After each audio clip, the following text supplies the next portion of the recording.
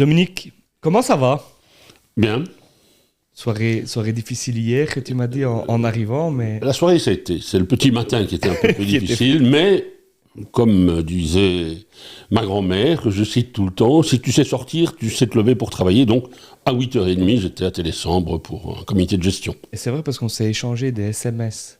Avant même 8h30, et tu m'as répondu Voilà. directement. Donc, peut-être dans l'après-midi, je vais encaisser un peu plus, mais là, ça va. Là, ça va.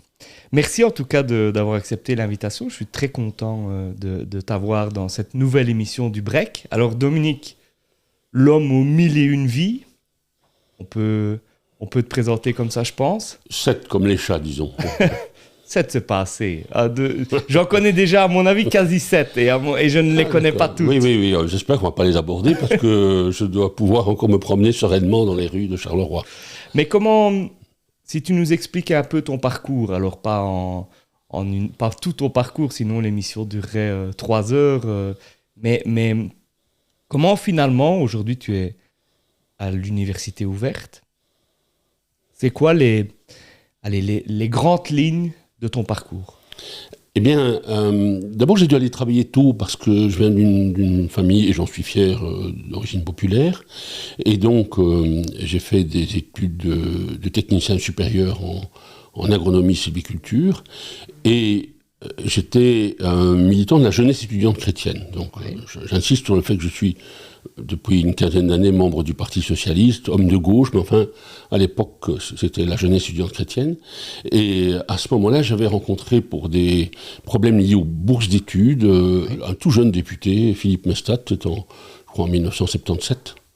Et je suis resté en contact avec lui. Et puis quand il est devenu secrétaire d'État, il m'a proposé de travailler pour lui et de m'occuper d'ailleurs des eaux et forêts.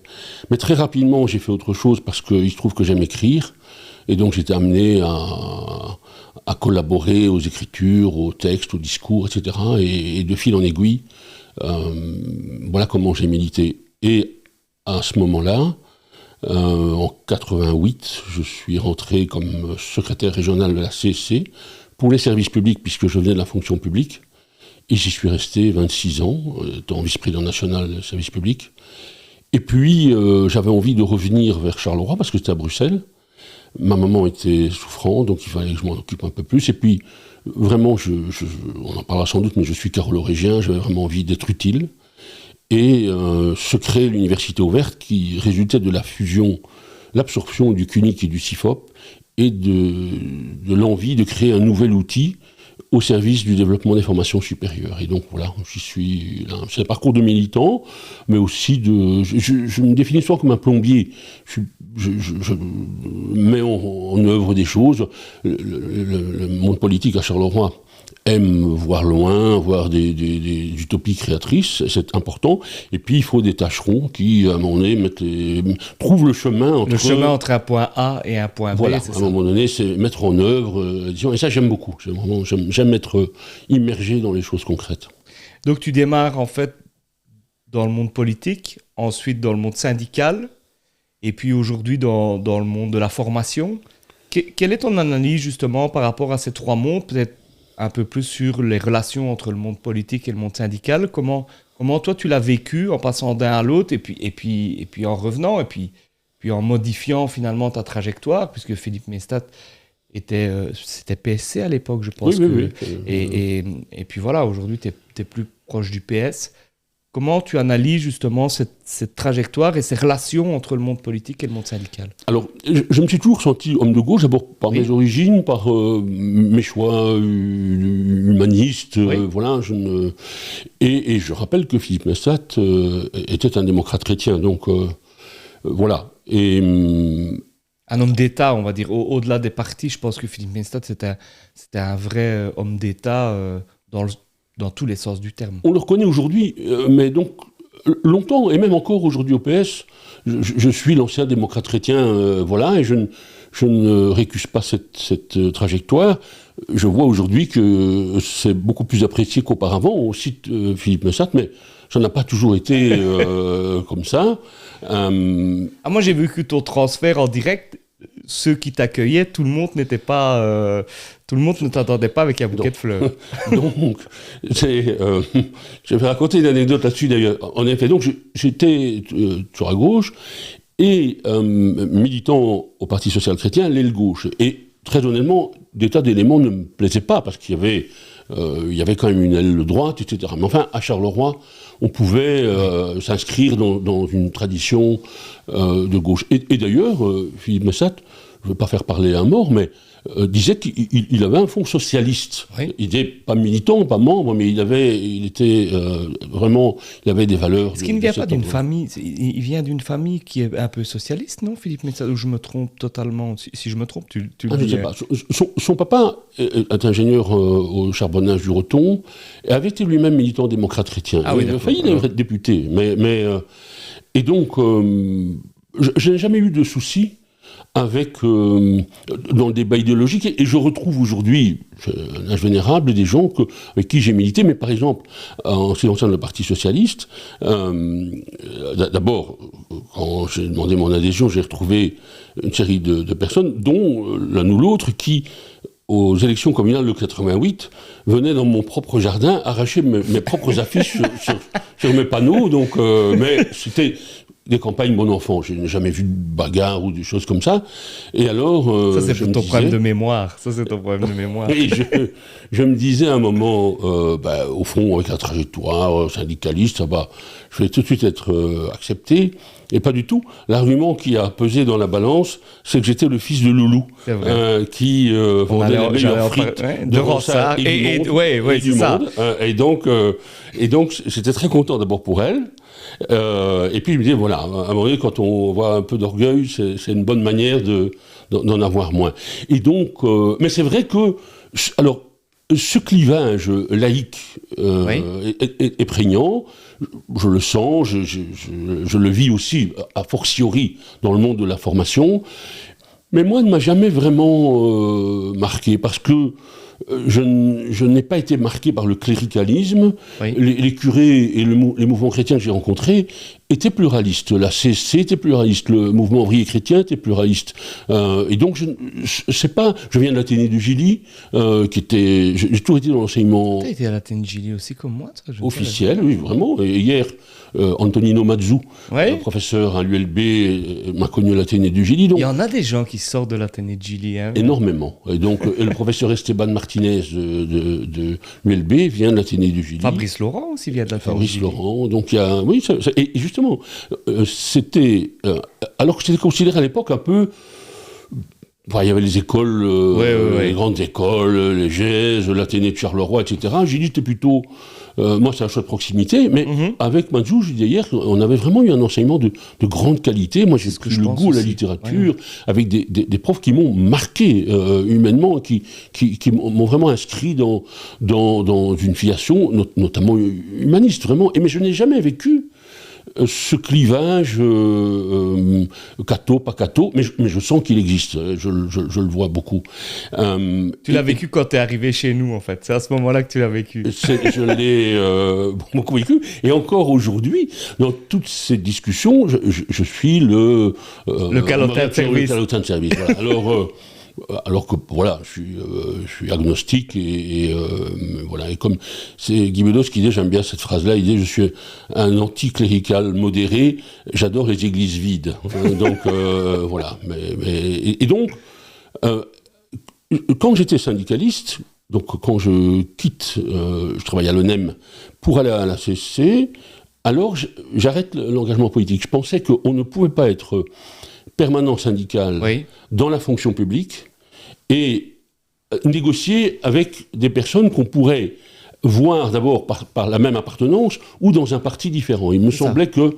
Et donc, c'est même curieux parce que je suis élu en 1988 comme conseiller communal. À Charleroi ? À Charleroi, mais je ne siège pas. C'est le moment où on reporte l'installation du conseil parce qu'il y avait un recours, et comme je deviens permanent syndical, je ne siège pas du tout, et je cesse à ce moment-là d'avoir une implication dans un parti politique pour être crédible par rapport à l'expression de la défense des travailleurs.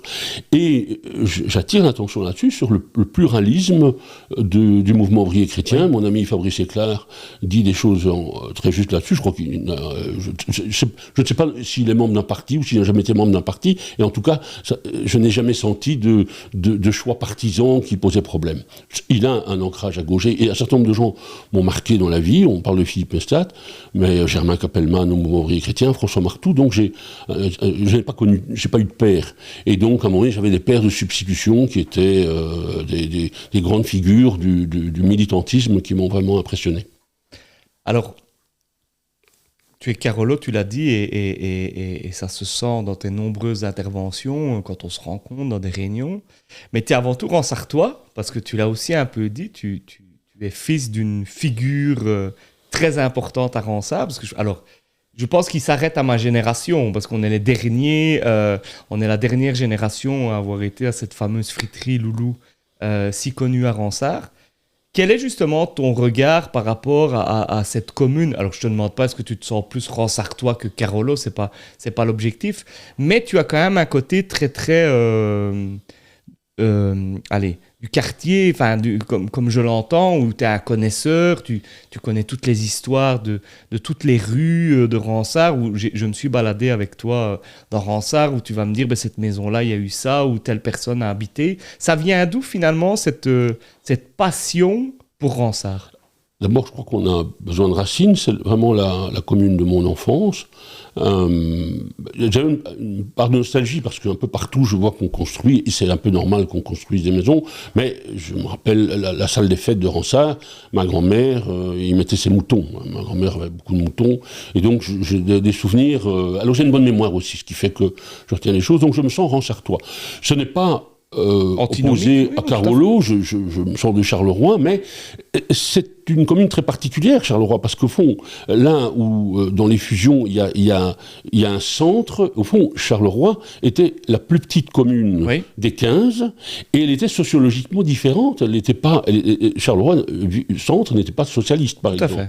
Alors que Ransart, dans mon souvenir, il y avait, je crois, 15 conseillers communaux, je crois qu'il y avait 12 PS, un social-chrétien qui était le notaire Delmarche, un Rassemblement Wallon et un PLP qui était le Parti libéral à l'époque.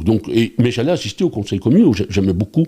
Le débat sur la chose publique m'intéressait. Donc je me sens vraiment Ransartois. Alors, j'ai aussi habité un peu partout, parce que d'abord j'étais marié quelques années de ma vie avec une directrice de prison, donc j'ai habité à la prison de Namur et à la prison de Nivelles, mais du bon côté du bon côté des barreaux. Du bon côté des barreaux, j'ai beaucoup voyagé, mais je suis de Ransart, c'est ici que j'ai souvenir des amis d'enfance que je croise avec plaisir, beaucoup de souvenirs, et donc et c'était un village. Et on doit dire aussi comment les fusions de communes, Ransart ne devait pas forcément aller avec j'allais y venir en fait. Et c'était c'était avec Fleurus ou Gosli. J'en ai discuté avec Loïc d'ailleurs justement, et en se disant finalement nous, quand on voit Ouangeny, Fleurus, etc., Épigny, est-ce qu'on n'est pas, est-ce qu'on parfois ne se sent pas plus dans que Montigny-sur-Sambre, Gilly ou des choses comme ça, qui sont Gilly limitrophes aussi, mais c'est tout le problème évidemment des entités et des frontières. C'est ça qui est étrange. Même quand on dit une frontière naturelle, par exemple un fleuve, il n'y a rien de plus proche des habitants d'une rive que les habitants de l'autre rive. Or, ils sont parfois dans un pays différent. Effectivement, je reviens à mon enfance, mais évidemment tout ça a changé. On est à Charleroi pour les papiers, pour les choix, etc. Et c'est bien. Mais Épigny était très proche, les Ransartois, à la foire d'Épigny, Ouangeny, etc. On y allait à pied avant. J'ai connu la construction de l'autoroute de Wallonie, donc voilà, à un moment donné, je vais vous raconter des anecdotes où j'aurais connu Molière ou Napoléon, mais non. Mais on était une commune rurale, par exemple. C'était clairement campagnard, il y avait des fermes, et c'est ça. Donc je m'y sens bien. Et plus le temps passe, Plus finalement, on retrouve des gens qui, malgré leur histoire, mais retournent dans les Ronsard. Oui, voilà. Moi, je suis Ronsartois. C'est une commune où on a, j'en parle à l'aise puisque je viens de là aussi, mais où on a envie de rester. Et je sens bien que même les gens de ma génération, il y en a beaucoup qui, quand ils ont pu, sont restés en fait à Ronsard. Alors, et c'est encore plus étonnant parce qu'il y a énormément sur les réseaux sociaux de groupes de Ronsartois, parfois... Qui ne s'entendent pas toujours d'ailleurs. Les uns les autres et qui se crêpent le chignon, qui se réconcilient, etc. Il y a d'ailleurs une renaissance d'activité à Ronsard. Et à peu près la moitié des gens de ce groupe ne sont pas originaires de Ronsard, mais s'y sentent bien. Alors, évidemment, beaucoup de choses ont changé, parce que l'aéroport est maintenant, on sait la taille qu'il a, mais c'était le champ d'aviation dans l'enfance, avec des... Oui, moi j'ai connu encore tout un quartier qui s'appelait le Fontenay, c'est quand même tout un quartier qui a été exproprié, abattu, et toute une partie de Ronsard, en fait, qui a disparu. Oui, oui, hein, la fameuse photo de Lantin, le bain à la baignoire, tout ça a été exproprié. L'église, alors, chose aussi curieuse, ce qu'on appelait Ronsard-Centre était vraiment l'extrême point de Ronsard, n'est pas du tout le centre. Mais, et j'aime bien aussi, on change le nom des rues pour revenir à des noms d'origine. La rue Paul Pasture va devenir la rue du Tailleny. Les frères Eusghem, etc. Donc il y a là aussi... et je suis sensible aussi à cette histoire, parce que, bon, elle vit en nous. Mais bon, je sais pas, quand je voyage, et que j'arrive dans une ville, dans un pays, je me dis, est-ce que je pourrais y vivre 1 mois, 6 mois ou toute la vie. Et c'est un peu comme ça que je situe la beauté des choses. Mais j'aime... Et si tu ne devais pas être à Ronsard, c'est quoi, par exemple, la ville où tu t'es dit, ici, je pourrais y vivre... Demain, je déménage et je pourrais y vivre, même si c'est totalement utopique, hein, même si c'est impossible, mais... j'ai un grand attachement dans la Creuse. D'abord, c'est un département en français que personne ne parvient à situer sur une carte. Moi-même, quand tu m'as dit la Creuse, je me suis dit, mais c'est où ça, en fait? Il n'y a pas d'autoroute et c'est très calme. Et j'ai un attachement pour le Pays Basque. Et le Pays Basque Nord, puisque... Quand on dit Pays Basque, espagnol, Pays Basque français, oui, oui, mais il ne faut pas dire c'est un Basque. Ils ne sont ni français ni espagnols, donc Pays Basque Nord. Okay. C'est administrativement en France. J'aime. D'abord parce que c'est vraiment un peuple. Je ne vais pas faire des stéréotypes, mais une langue, c'est une langue non indo-européenne dont l'origine reste encore assez mystérieuse, avec un terrible attachement à des traditions, les jeux de force basques, les chorales. C'est la nature, je suis très sensible à la nature, c'est assez majestueux, donc voilà, je pourrais vivre là. Tu te vois plus là-dedans que dans une grande ville, style Amsterdam ou des choses comme ça, tu te vois plus à un moment donné dans un truc rural. Oui, oui. L'avantage, on a l'avantage de la ville. Tout à fait. Parce que quand je suis dans la Creuse, à un moment donné, j'ai envie d'aller à Limoges, qui est quand même à 1h30. Je pourrais vivre à Lisbonne, par exemple. C'est vraiment une ville que j'aime beaucoup. Et sans doute des villes où il y a un appel du large. À Lisbonne, voilà, c'est pas des caravelles pour les Amériques, etc. J'aime bien les villes, les fleuves, etc. J'aime bien le lien à l'eau. Et je trouve bien aussi que Charleroi se réconcilie avec sa rivière. Quand j'étais gosse, il n'y avait pas que des bons côtés. Je ne vais pas dire c'était mieux hier, les enfants obéissaient, et on aidait les vieilles personnes à porter leurs courses. Mais par exemple, dans l'enfance, la Sambre n'existe pas. Elle a un égout à ciel ouvert, et Charleroi tourne le dos à son fleuve. Et là, maintenant, on retrouve, avec le parc qui se crée, je trouve ça très joli. Je n'aime pas le mot marina, mais je milite pour cette halte nautique. Parce que... pour moi, c'est la plus grosse erreur de la marina. Voilà, c'est son nom. C'est son nom. Parce qu'au final, une halte nautique, moi, je suis convaincu... Alors, évidemment... Et je suis convaincu, comme toi, du pouvoir de l'eau, en fait. Du pouvoir apaisant. Et il y a qu'à Charleroi, en fait, où l'eau était entourée de 2 autoroutes, si on peut dire ça. On avait enterré la Sambre pour éviter les débordements et les inondations. Mais...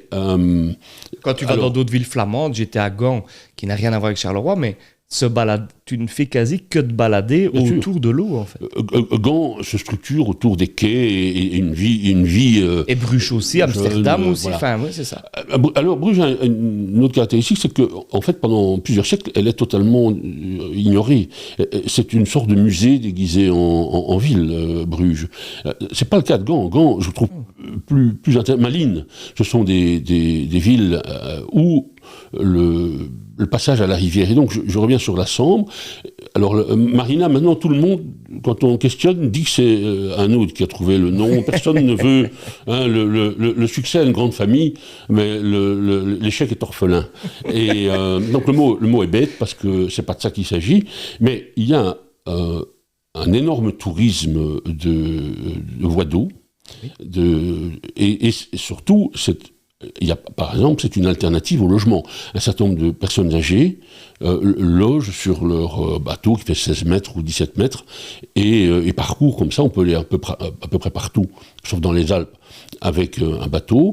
C'est un public qui a les moyens, donc ça veut dire ils arrêtent, ils visitent, ils achètent, ils font de l'eau, ils font du gasoil, etc. Donc c'est vraiment... Et or ici, ils ne s'arrêtent pas à Charleroi.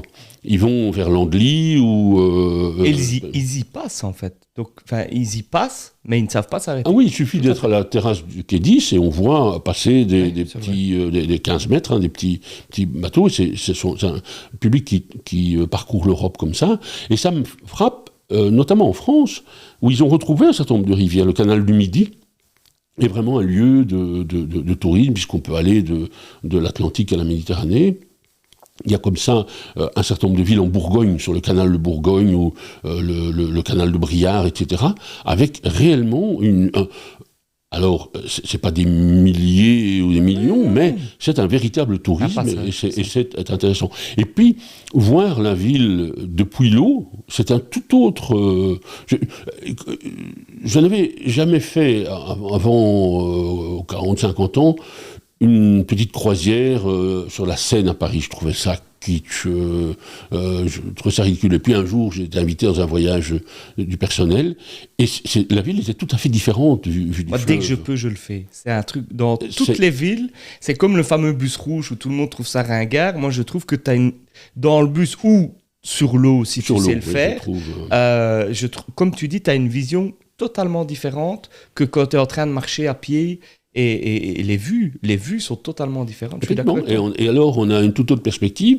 Et puis, voilà. Et je trouve que ce qui est en train de se faire là, près de la gare du Sud, qui va changer de nom, c'est vraiment fort intelligent. Oui.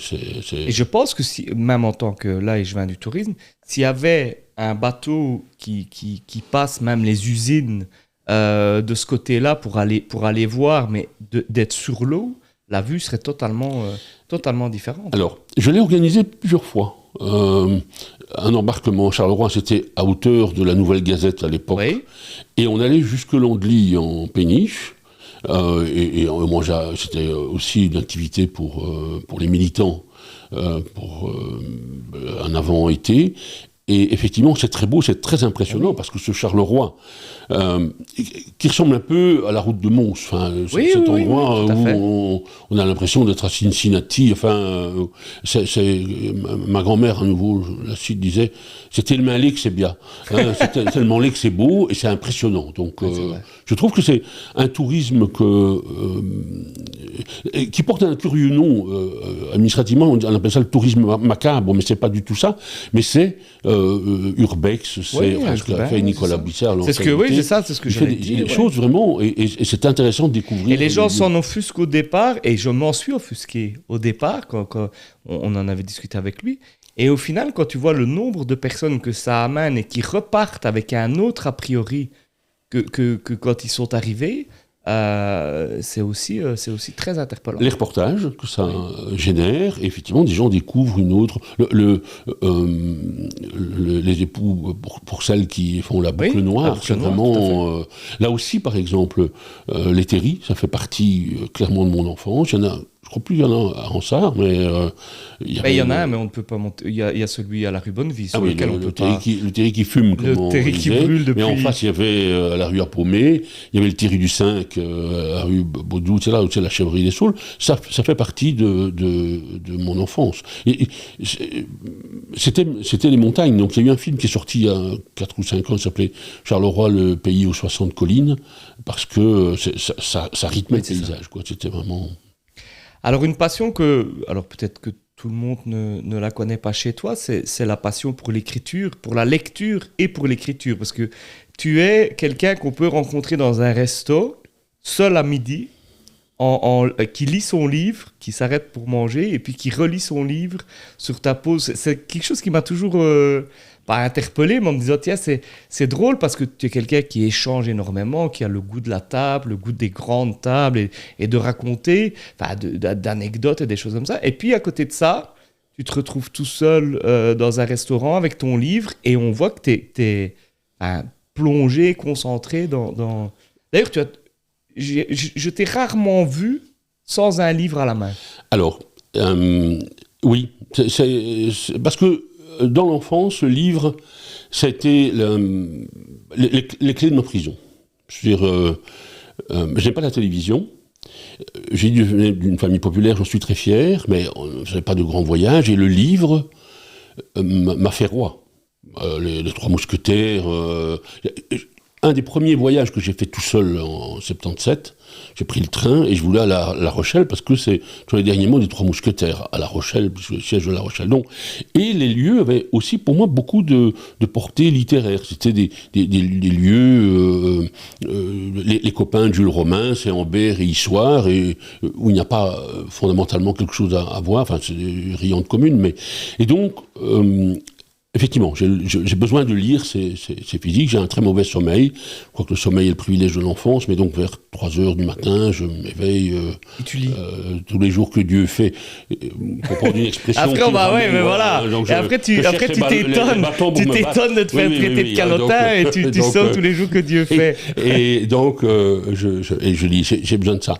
Et effectivement, parfois les gens disent, tu étais tout seul au restaurant, on vient te joindre à nous. Il y a des moments où j'aime bien. Et d'ailleurs, une compagne m'avait un jour jeté son verre au visage parce qu'elle m'avait demandé est-ce que tu es bien en ma compagnie. Je lui ai dit autant que si j'étais tout seul.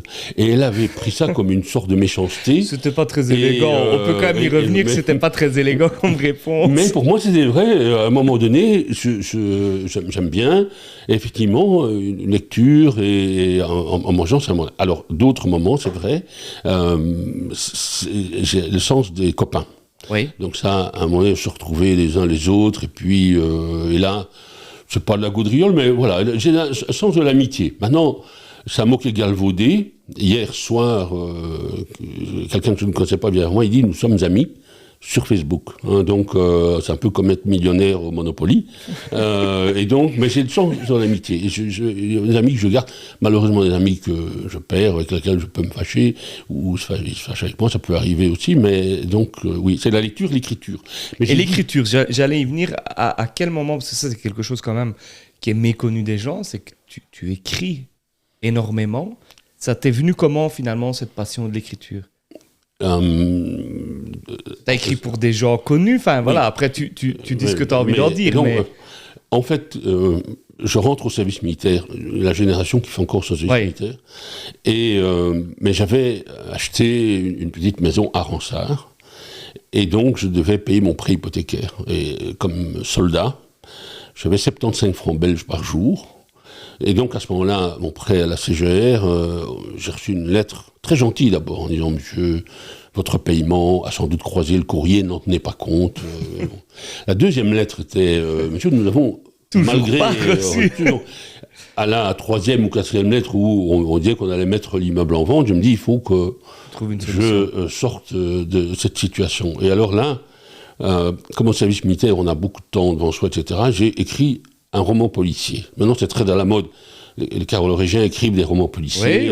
Donc, et les gens l'ont envoyé à plusieurs éditeurs. Et j'ai reçu à un moment donné un courrier de maison d'édition très fier, je suis allé à Paris, il n'y a pas de mail, rien du tout, il fallait prendre un train qui faisait 3 heures pour aller à Paris, qui s'appelait le Molière.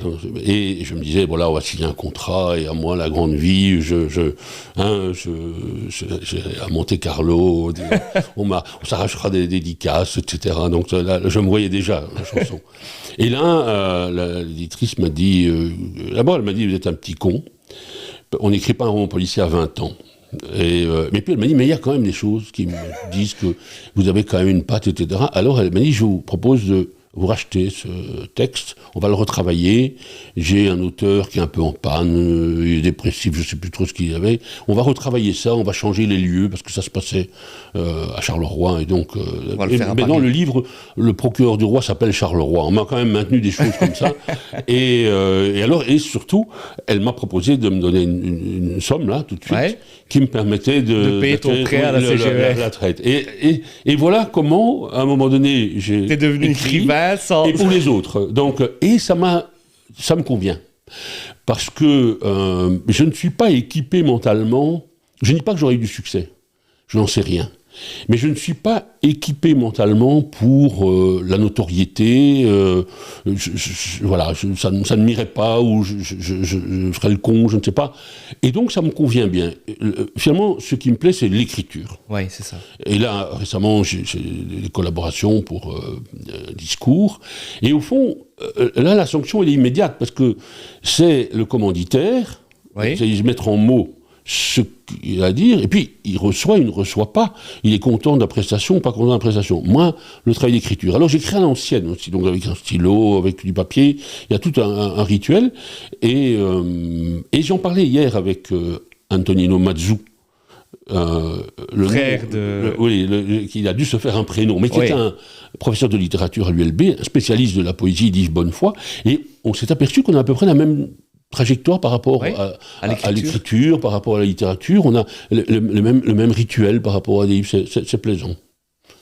Alors, un grand défi que tu as dû prendre, justement, c'est l'université ouverte. Université ouverte qui est partie prenante en tout cas je le pense, d'un des projets les plus importants pour le futur de Charleroi, parce que je pense que le développement de la formation universitaire et des hautes écoles, comment tu arrives à te dire, ok, je quitte, parce que tu quittes la CSC où tu étais quand même haut placé, si je peux parler comme ça, et de dire, ok, je prends ce défi-là, qui était quand même, au départ, un défi un peu fou de regrouper certains organismes de formation et d'en faire université ouverte. Au début, d'ailleurs, des projets du campus universitaire, nous étions en réunion avec un certain Marc Parmentier, et je me disais, on ne va jamais y arriver. Il y avait trop d'antagonisme. Et donc, là, maintenant, le chemin, je vais y revenir. Je suis arrivé un peu plus tard, mais quand j'y suis arrivé, on était quand même toujours un peu dans ce truc en se disant, c'est un super projet, mais ça n'arrivera jamais. Oui, personne ne fait confiance à l'autre, etc. Non. On était quand même un peu en réunion avec des couteaux, chacun avait ses couteaux. Les couteaux cherchaient les dos. Donc, c'était vraiment difficile. D'abord, mon départ du syndicalisme. Donc, j'étais syndicaliste depuis 26 ans. Et il y avait deux éléments.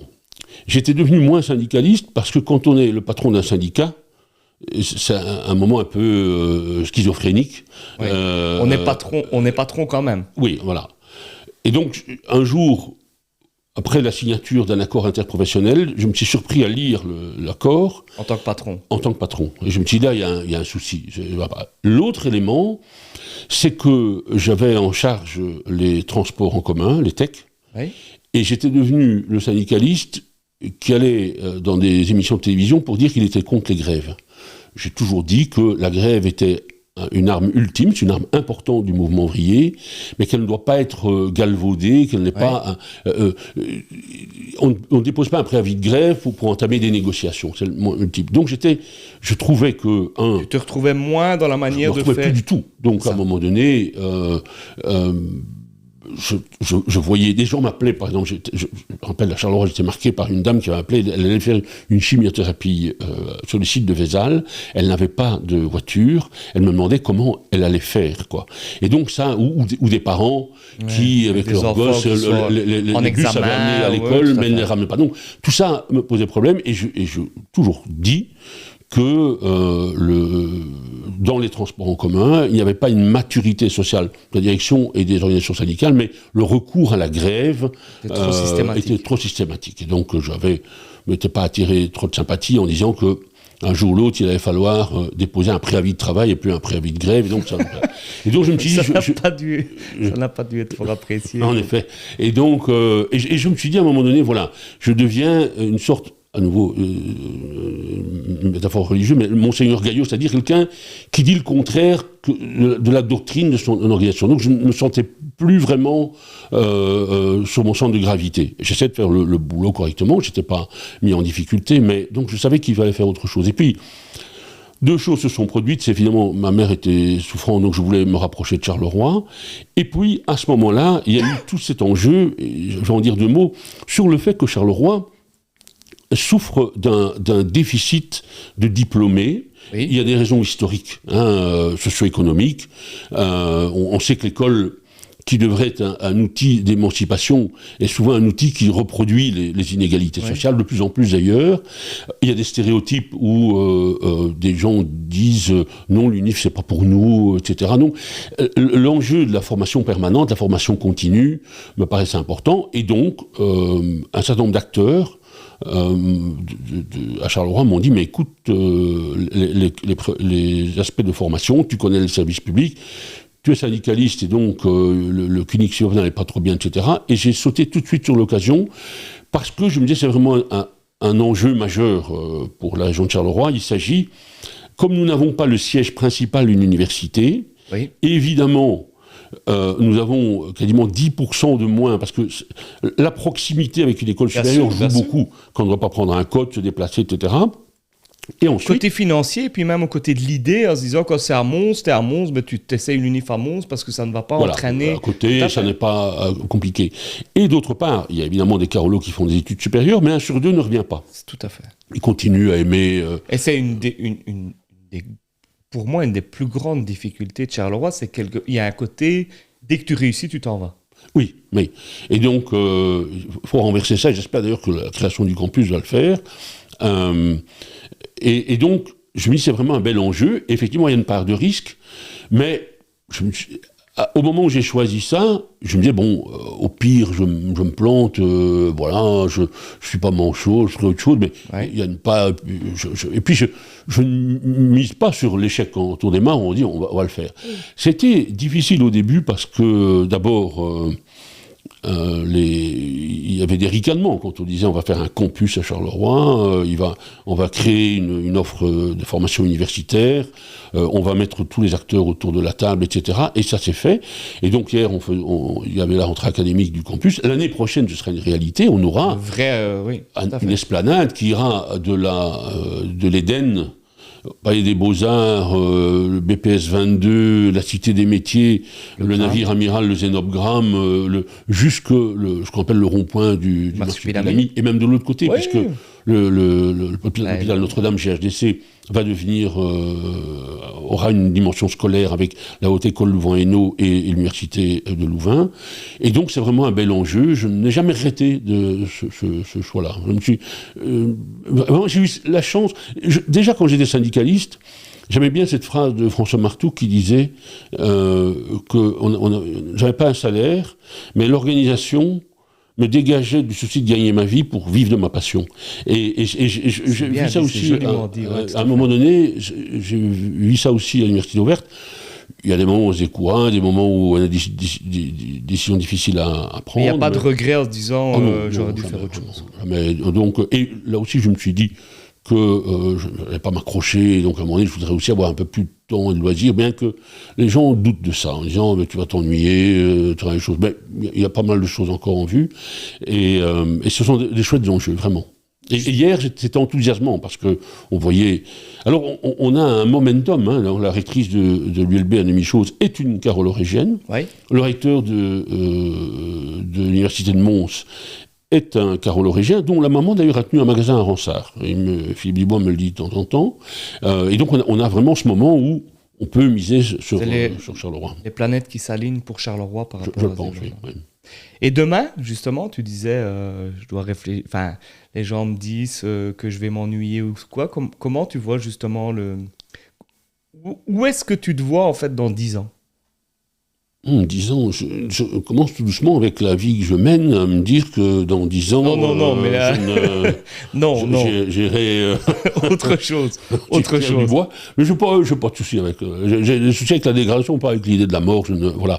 Et alors, il y a plein de choses. D'abord, je voudrais plus écrire. Oui. Parce que là, j'écris au moment où je ne suis pas à Lyon, au moment où ça n'empiète pas sur. Tu as déjà sur des idées de projets d'écriture?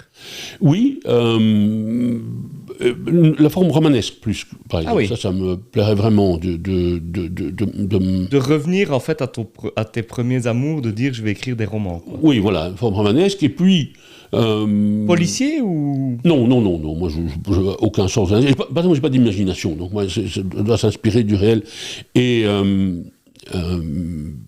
puis, comme j'ai dit, j'ai vraiment l'amitié chevillée. Donc, je vois des amis qui sont d'ailleurs aussi. Je pense à Didier Albin qui est dans l'écriture. On dit à un moment donné, par exemple, en présentant le dernier bouquin de Jean-Claude Van Coenberg.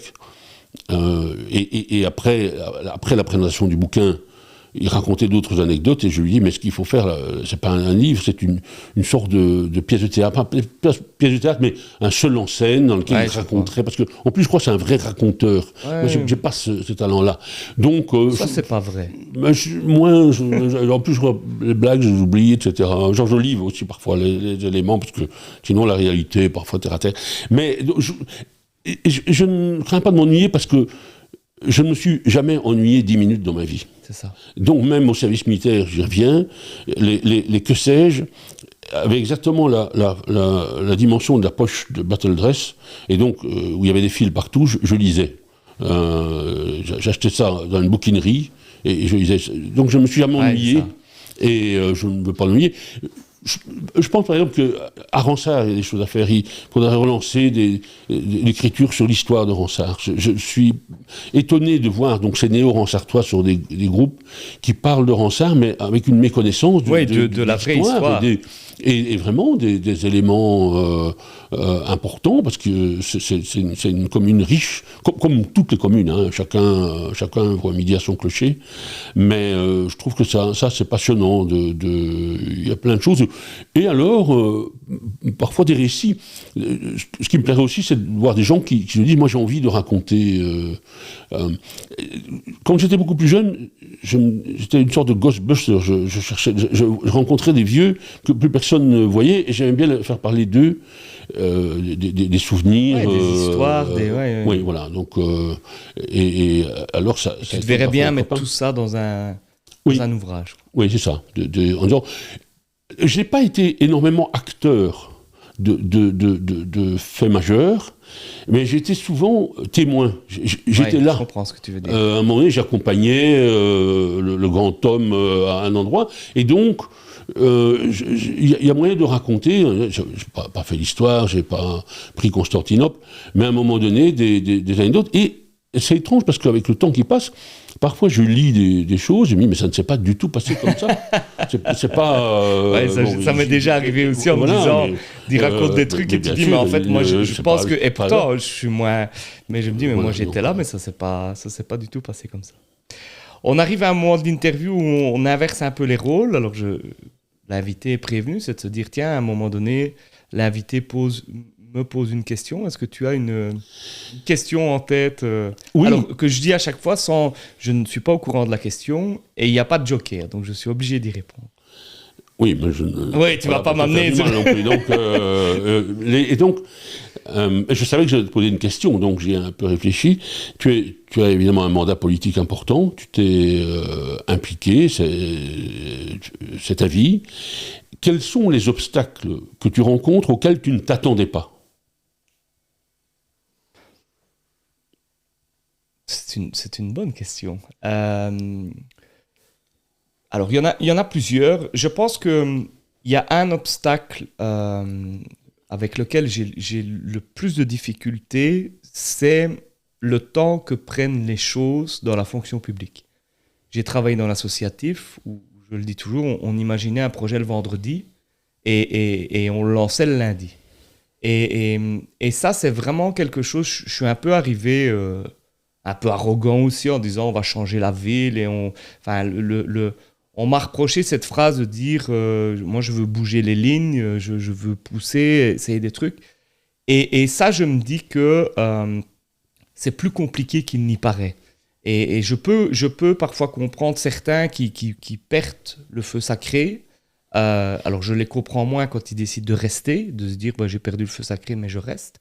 Mais c'est vrai que le temps que prend les choses et aussi il n'y a rien à faire ce côté on a toujours fait comme ça. Pourtant à Charleroi ça nous a quand même pas porté, ça nous a quand même amené toute une série de problèmes. Mais encore aujourd'hui, même dans des trucs qui ne sont pas nécessairement négatifs, parce qu'on prend toujours cette phrase, on a toujours fait comme ça, comme un truc qu'on a mal fait, mais même parfois quand on l'a bien fait, on pourrait l'imaginer. Et ça, c'est une première chose. Et la deuxième chose, je pense que c'est même si je le savais, ce côté d'être homme politique, du lundi au dimanche de 8 heures, enfin, on est homme politique 24 heures sur 24. Et ça, c'est vrai que les réseaux sociaux jouent quand même un rôle où tu dois systématiquement faire attention Alors, et encore, je suis encore un de ceux qui le fait le moins, mais parfois on me dit, tu t'as dit ça, t'as osé dire ça, alors qu'il y avait des gens, est-ce que t'as pas peur que ça sorte, que ça si... Et ça, voilà, c'est un côté où je me plais parfois à me retrouver dans des villes où on ne me connaît pas et où je suis simplement un gars. J'ai été voir un match de foot, alors pas loin, à la Louvière, et je discutais avec l'ami qui m'avait invité de me dire en fait ça fait du bien d'être finalement on est à 20 minutes d'ici, mais d'être dans un endroit où bonjour Thomas Parmentier, je ne dis même pas que je suis échevin et je suis banquier ou je suis autre chose. Et c'est vrai que ça, c'est quelque chose c'est quelque chose qui, nerveusement, parfois est fatigant. Et que j'avais... Pourtant, je suis arrivé dans un monde que j'estimais connaître de par mon papa, de par... voilà, j'ai baigné dans la politique depuis que j'ai 10 ans. Mais je pense quand même que les réseaux ont changé la donne par rapport à ce côté-là.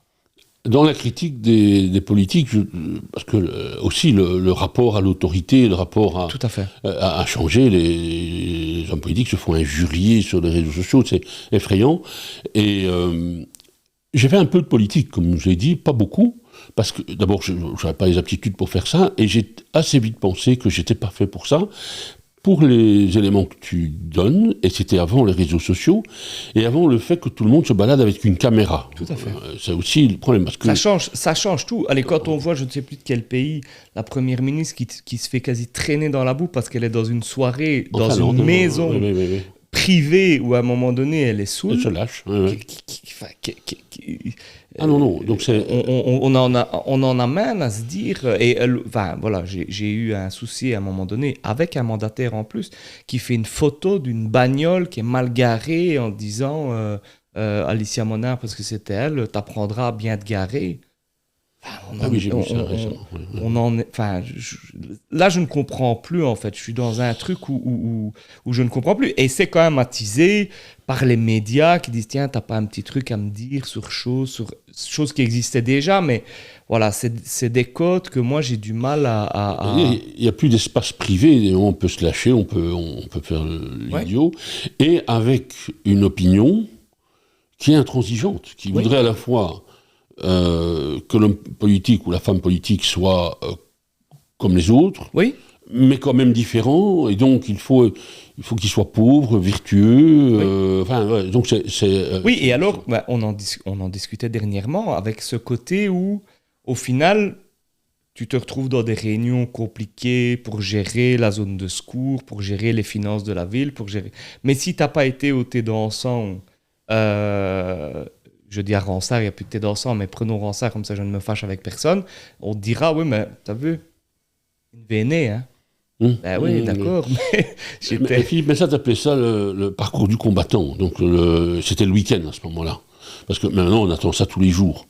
Et je suis admiratif Bien sûr, bien sûr. des élus à Charleroi qui sont partout. Le samedi, le dimanche, ça m'impressionne. Bon. Maintenant, j'étais syndicaliste et j'avais aussi des horaires extensibles.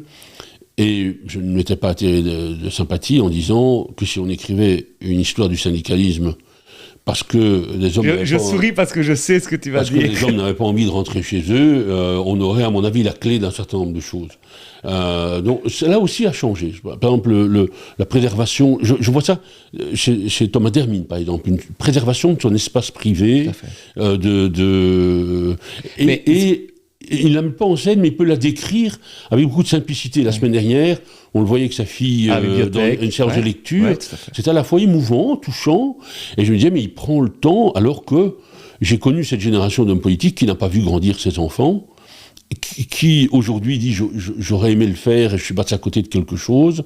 Et donc, je le dis, moi, la crise sanitaire a vraiment changé. Le fait de me retrouver chez moi, obligé, et de me rendre compte qu'en fait, j'y étais très bien, ça a aussi changé ma manière de voir les choses sur justement ce côté... Je le sens dans les recrutements. C'est qu'effectivement, cette crise sanitaire, la jeune génération a modifié leur perception. Par exemple, le besoin d'avoir des valeurs. Oui.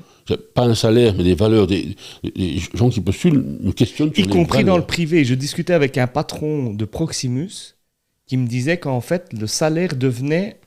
alors qu'avant, sur la génération, même sur ma génération, c'était le truc, le premier en disant, surtout dans le privé, combien je vais gagner.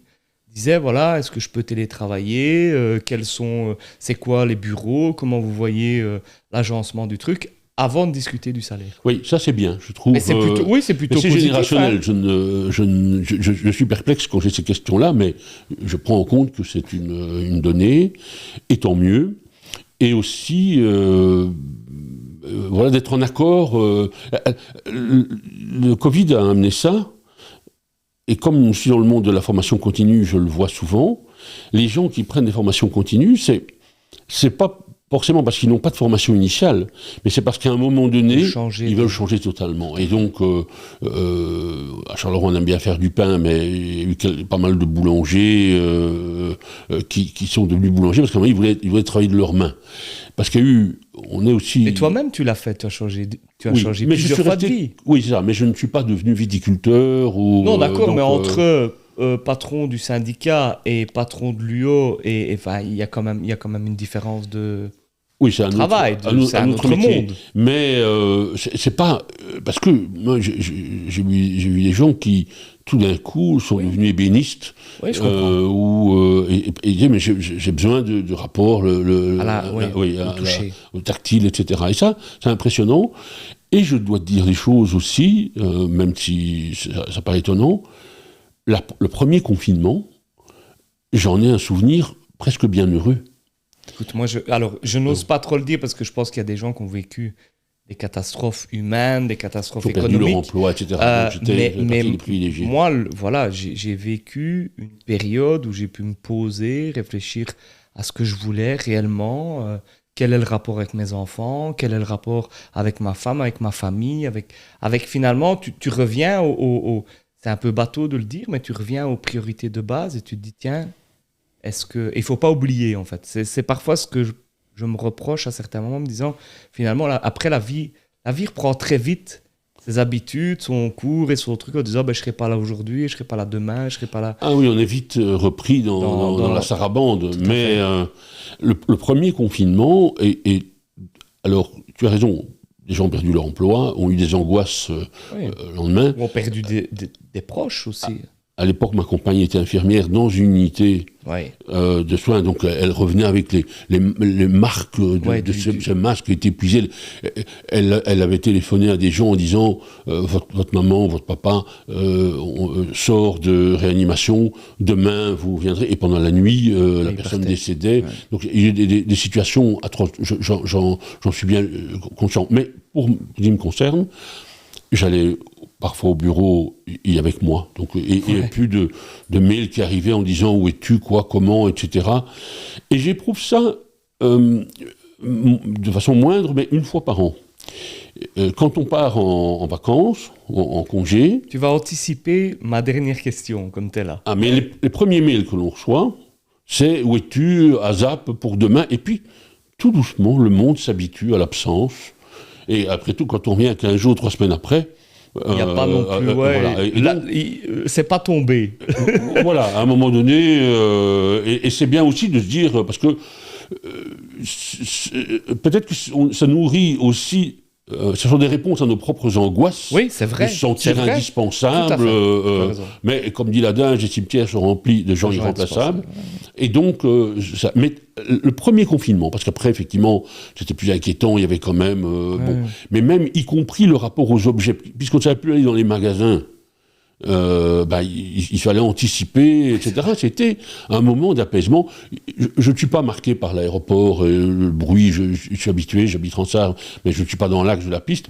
Mais par exemple... Mais il y avait des bruits qu'on n'entendait exactement. Plus. Voilà, plus de traînées blanches dans le ciel. Il y avait une série de choses qui étaient vraiment étonnantes, quoi. Alors, on arrive déjà à la dernière question de l'émission. L'émission s'appelle Le Break. C'est quoi, toi, Dominique, ton break idéal? Alors, c'est quand j'ai quelques jours devant moi et pas de pression. J'ai toujours des choses que je dois faire et je ne vis pas facilement avec la planification. Alors, le break idéal, c'est quand j'ai quelques jours devant moi et que je pars seul, avec le bouquin, et c'est en chemin que je me dis, tiens, le village là où... tu fais ça, tu pars sans finalement... Alors, je vais souvent dans la Creuse, mais oui, je peux régulièrement, et cet été encore, parce que j'en vais loin, moi, je suis allé en Auvergne. Donc, et dans des tas de petites villes que je ne connaissais pas, et c'est sur la rocade, je vois... et ça, c'est l'idéal. Et puis... là où j'ai des amis qui me disent on est allé manger là, moi ce que j'aime c'est la petite auberge du village, c'est ça. Où à un moment donné il y a une terrasse, le vin est bon, les plats... Un cours d'eau, oui, un étang, un cours d'eau, etc. Et alors, alors là j'ai un petit problème, c'est que je suis tellement dans la félicité que je prends un apéritif, et puis du vin, et je suis seul, je ne gaspille pas, donc à mon nez... Je peux. C'est un break. Hein. Oui. On a le droit. Oui. Donc, les années où je croyais que je randonnais, j'avais quitté l'Aïole Couteau, j'avais marché jusqu'à une petite commune qui s'appelle Lassué-Joule, et là, 7 ou 8 kilomètres, et là, après avoir mangé, bu, je me suis endormi. Et vers 6-7 heures, des gens sont venus me réveiller et ma randonnée... Croyant que tu étais mort. Et ma randonnée était terminée. Voilà. Et j'ai dit, voilà, le bonheur, c'était ça pour moi, le break. Voilà. Dominique, merci. Merci beaucoup pour l'invitation. D'avoir accepté. Et merci à vous de nous suivre tous les 15 jours. N'hésitez pas à liker, partager sur les différents réseaux. C'est comme ça qu'on fait grandir notre émission. Merci à vous. Merci Dominique. Et à bientôt. Merci beaucoup.